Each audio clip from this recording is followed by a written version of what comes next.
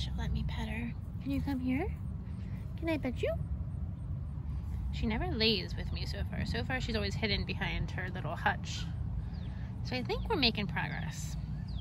She just took the first treat out of my hand. So let's see if she'll take this one. You want a banana? You want a banana? Good girl. Good girl, Miss Fig. You's a good girl. Hi friends. So that was my new little bunny, Miss Fig. I just won her at actually a game of Uno on Friday. Today's Tuesday, so I won her on Friday. And I won from a friend that actually was gonna have her be a meat rabbit. And I know I'm a homesteader and all, like I say I'm a homesteader, I wanna be a homesteader, if not currently, but I just couldn't bring myself to let him eat her. So I bet him in a game of Uno that if I won, I got the bunny. And I did, clearly.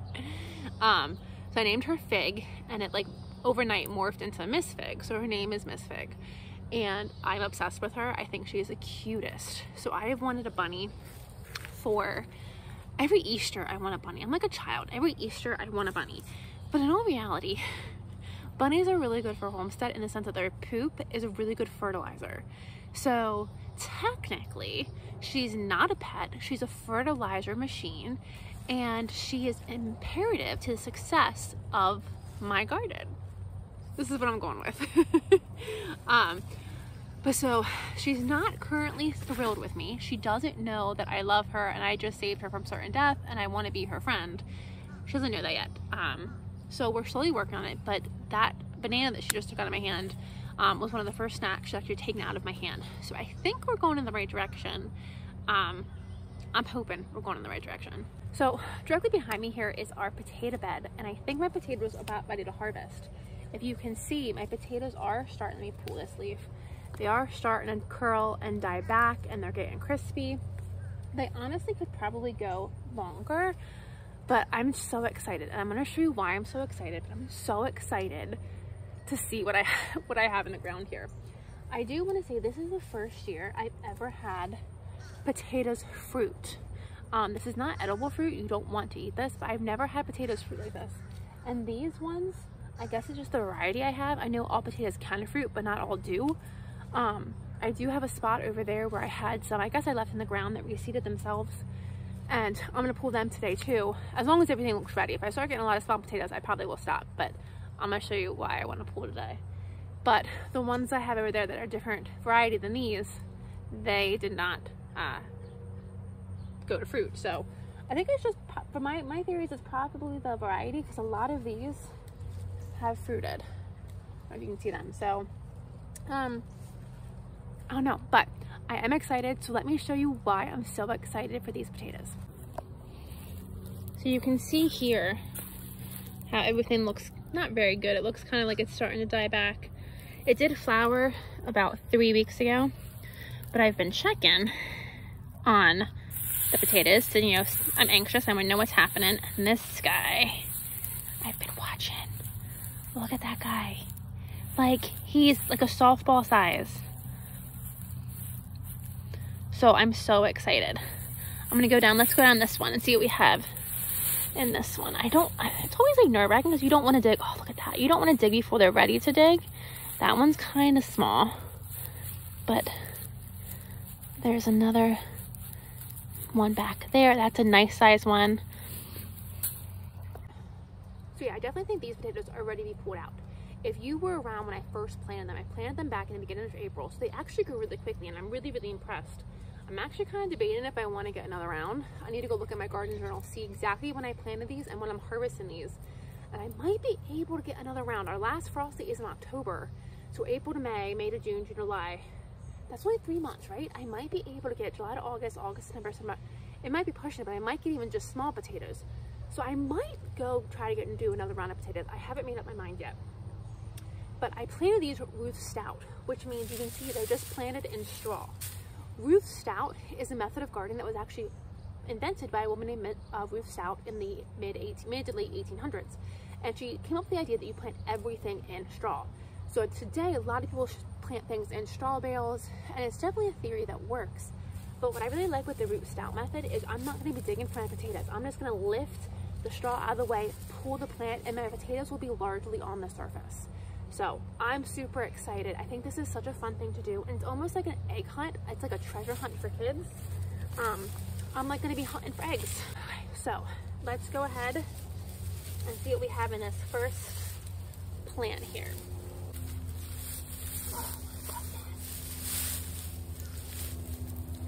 So you can see right off the bat, you can see that one right there.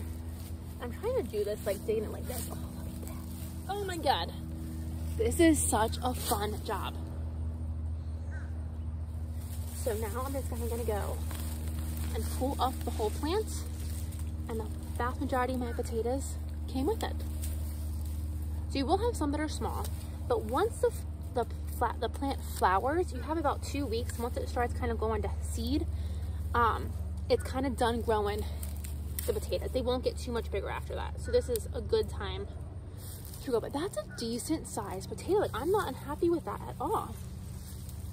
So I'm gonna toss that and down the hole.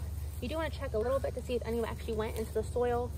Doesn't look like any. Oh, I got another plant over here.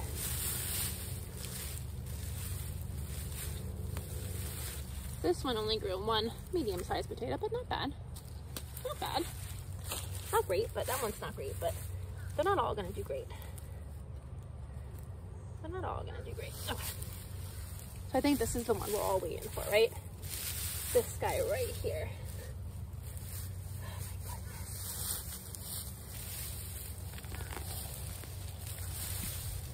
Look at the size of that. Like, that thing is big.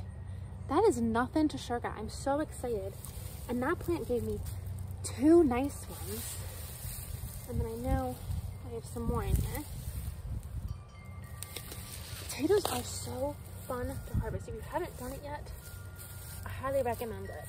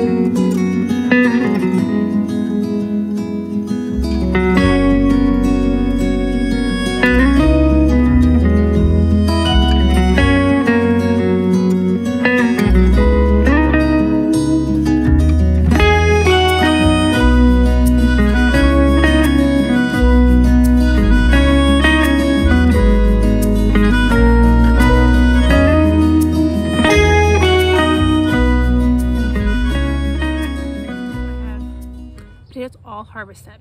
So before I go in, I show you what all I got. There are a couple things I really love about Ruth Stout. Number one, I just harvested all these potatoes in less than 15 minutes. It's so easy. There's no digging. My hands are minimally dirty. For me, in a garden, that's actually not bad. But it's so easy. You just pull the straw back. This year, oh, I forgot I had the other spot over there I gotta do. But for this year, I didn't have to dig in the ground at all. I just literally pulled the straw back. They were sitting on the surface. Heck, half the time I just pulled the plant up and they all came with the plant. So really great. Secondly, that soil over there is going to be gorgeous next year. So because of all that straw, it's wet, it's composting. There are 1,000 bugs in there. Whenever you see bugs in your garden and worms in your garden, that means you have really healthy soil. So that's what you want. You want the bugs. And that over there is going to be brilliant. So what I do for my in-ground beds is I rotate everything through them. So the potato bed this year is going to be the bean bed next year. Then it's going to be corn, and then it's going to go back to potatoes again. But I already know I have great soil in there, and then I add the beans. The beans are a great nitrogen fixture. They put a ton of stuff into the ground, a ton of good additives, or not additives, but a ton of good nutrients into the soil. So that soil I know is already off to a really great start. It's going to be every year that bed is just gonna get better and better. So I love root stout. I love rotating root stout because I know I'm just adding all these nutrients and bugs and all of this deliciousness to the soil to grow my really healthy plants. So I need to go figure out what kind of potatoes these were. I don't remember what they were. I ordered them last minute. I'm not even sure where. So I want to go see what kind of potatoes they are, see if I can find the record for them and see what they normally do. So each of these plants put off one good sized potato. Like, I have a lot this size. Like, this is a nice softball size. They put off a lot of good sized potatoes. I'm trying to find the biggest one. Like, that guy's massive. This guy does suck though. He has holes down through him, like one big giant deformed hole. I'm probably still gonna eat him, but ones that like look like this with the hole, or ones that when I pull them off they got a little scuffed, these ones will either be eaten immediately or I will process and can. Ones like this that are intact, look beautiful, I'm going to cure.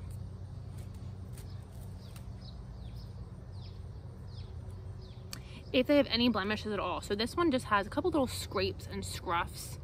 They're honestly even hard to see with the naked eye, but I can see like almost like little scratches on the surface that I think just kind of scratched it coming out. If I'm not sure about it, I'd rather not lose it. So like this one I will either can or eat right now. Yeah, you can see. I did get one that was rotten. And then one that this has a hole in it and has some bugs actually in it, roly-polies in it. But for the vast majority of these look really, really good. So let me just show you what I got. Look at all of those potatoes. This is a big basket that is about 3/4 full. So the ones that look really good, I'm gonna put these outside to cure. Now I need to go back to my garden journal and see what I did last year because I don't really remember. I think I'm just going, I don't know if you wash them or not. I think I washed the dirt off of them, but because I'm not 100% positive. I've only done this one other time, but I think I'm gonna like wash them, get them all clean, and then you put them outside or maybe I won't, maybe you don't wash them. Put them outside in the sun to cure. So I'm gonna get like the rack from the greenhouse over there, probably put that, I don't know, somewhere, I don't know, and then put these guys on the rack to cure for about 2 weeks. Once they've cured for 2 weeks, you can keep them in a cool, dry place, and they will last for a while, especially like in a root cellar. They will last for a while. And actually, now that I'm talking, I don't think I'm gonna do that. I did that last year with my sweet potatoes, and I have a very humid basement. My basement needs to have a humidifier. The basement needs to have a humidifier, and I don't have one. Do I need one? Yes. Weird fact about me, I'm very, very terrified of fires, so I don't leave things like plugged in and running. I just got to the point that I could leave a crock pot on when I go to work for the day. I very rarely do it. I only do it when I'm doing chicken broth. And then I did get to the point that I can leave my bread mat on, like my heating mat on when I'm gone, but like I don't like to leave my grill lights on when I'm gone. I turn them on at night so I'm home in case something happens. I just have this weird fire thing, so I don't like to leave things plugged in and on. I'm getting better with it, but I think that's why I haven't gotten a humidifier, because they're not expensive. I think I don't want to leave it running. I'm kind of weird. But so last year I did this with sweet potatoes, and the other half of that bed is sweet potatoes. Let me put this down. The other half of that bed is sweet potatoes, and they're not near ready. I'll pick them like right before the last frost. But these guys, so with my sweet potatoes in the basement, I wrapped them in newspaper and I put them in the basement. The basement is cool, but they did start getting soft really easily, really quickly. My paper, you know, kind of took on moisture. It wasn't as crisp. So I know my basement is just not the place to store these kind of vegetables. So I actually do think I'm gonna switch my mind on these, and I do think I'm going to can all of them. I do think I'm gonna do that. I might leave some big ones out for like a meal so I can eat them like right now. But I think the majority of them I probably am going to can. and I'll bring you along for that. But I want to see what kind these were, because like I said, they only grew one pretty large potato, and they did grow some smaller ones, but each of these large ones came from one plant.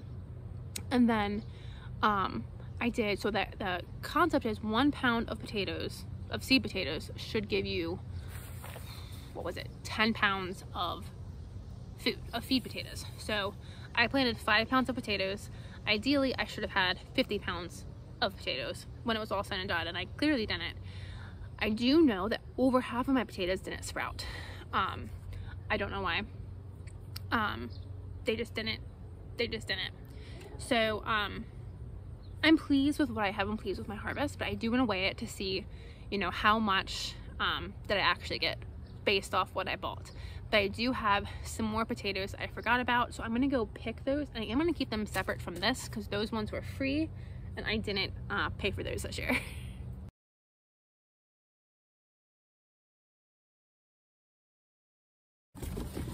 Okay, these are definitely a different type of potato,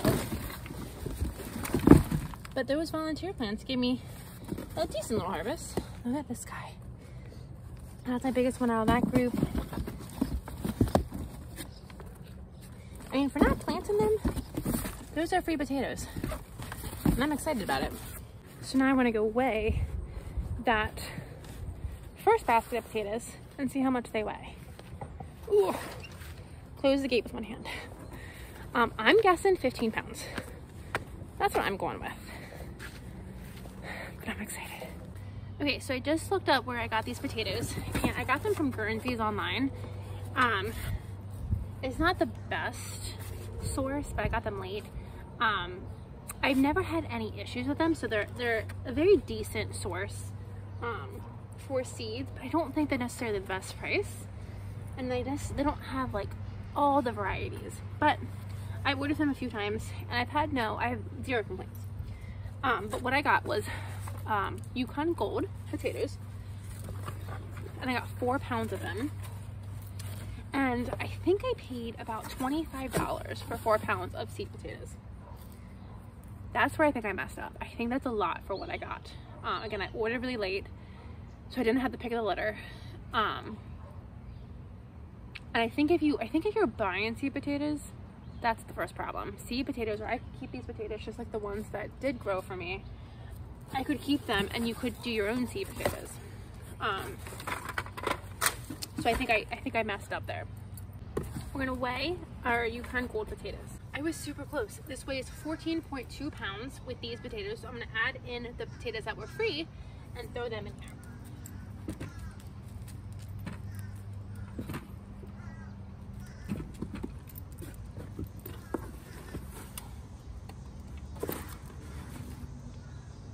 And that went to 17.8.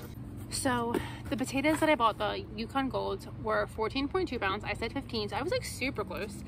And then the free potatoes, like I think these were just russet potatoes, but like look at that. And these ones all grew in the traditional russet style, whereas my Yukon Golds grew in the circle. So isn't that so fun? The Yukon Golds brought it up to 17.8. So the Yukon Golds were just over 3 pounds. So that is 17 pounds, just under 18 pounds of potatoes that I'm so excited. So I'm refusing to be like unexcited about this. I'm excited. But there is the thought in my mind where you can buy an 8-pound bag of potatoes for $5 at the grocery store. So in reality, I could have bought 15 pounds of potatoes for $8, $16, $24. So just about the same amount of money, no time, no energy. But it's not as fun. So this year wasn't a cost-saving year for me necessarily, but I know that there's nothing on these potatoes. I grew them myself, and that's in itself just like so exciting.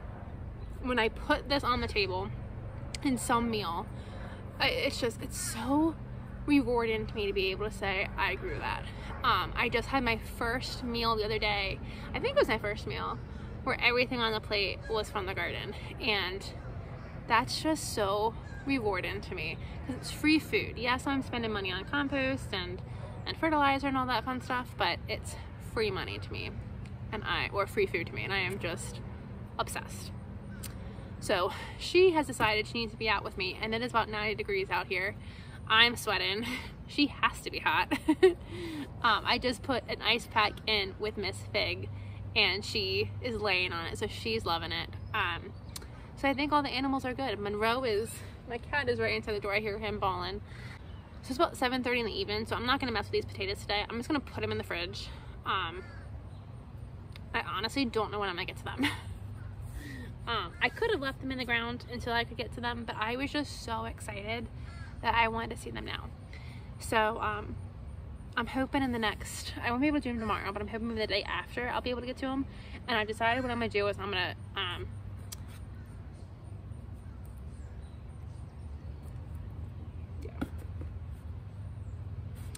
decided what I'm gonna do is I'm gonna leave some of these big Idaho russets out that I dug from the free plant.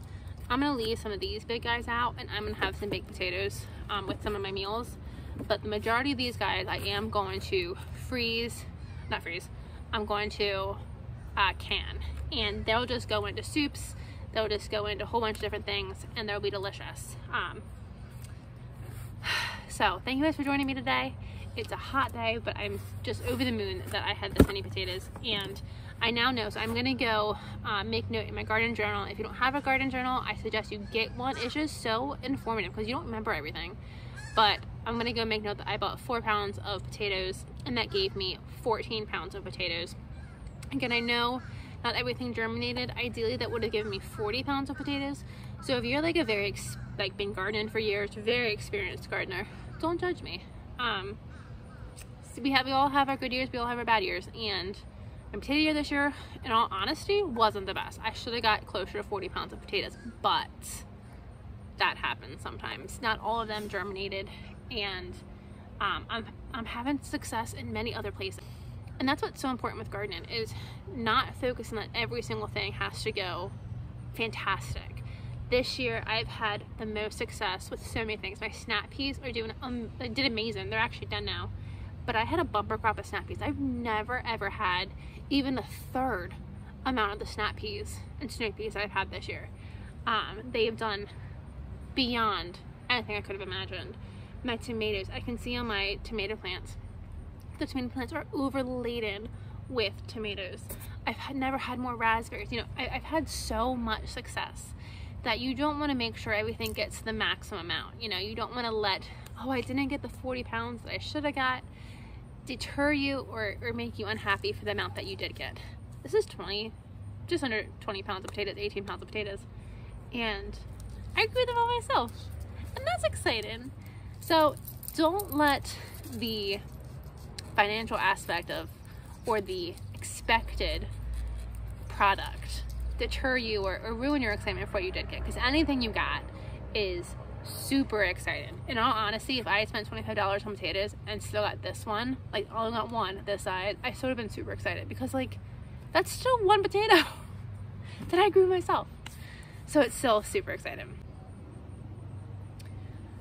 So I actually thought I was going to quit for the night, but I think I'm actually gonna go harvest some more vegetables out of the garden.